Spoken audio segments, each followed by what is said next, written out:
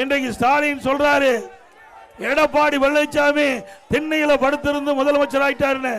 திரு ஸ்டாலின் அவர்களே, நீங்க மட்டும் திரு கருணாநிதி குடும்பத்தில் பிறகுனா கவுன்சிலர் கூட ஆக முடியாது. ஆக முடியுமா?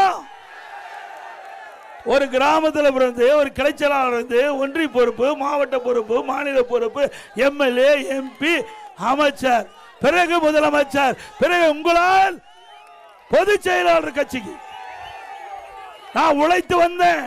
உங்க அப்பாவுடைய அடையாளத்தில் வரல. ஸ்டாலின் அவர்களே, உங்க அப்பாவுடைய அடையாளத்தை தான் நீங்க பெற்றுக்கிறீங்க. எப்பொழுது பார்த்தாலும் ஸ்டாலின் பேசுவார். நான் யார் தெரியுமா? முத்துவேல் கருணாநிதியுடைய மகன் திரு ஸ்டாலின். அப்படி சொல்லத்தான் ஸ்டாலினே தெரியுது. ஐயா அப்பா பேரை சொன்னாதான் ஸ்டாலின் யாருன்னு தெரியுது.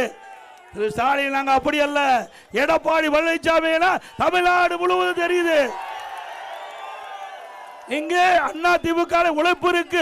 உழைப்பவர்களுக்கு இடம் உண்டு, மக்களுக்கு உழைக்கின்றவர்களுக்கு இடம் உண்டு. இது ஜனநாயகம் உள்ள ஒரு கட்சி அண்ணா திமுக கட்சி. ஆகவேதான் நீங்க எத்தனை முறை எங்க கட்சியை உடைக்க பார்த்தாலும் உடைக்க முடியல. உடைக்க முடிஞ்சுதா?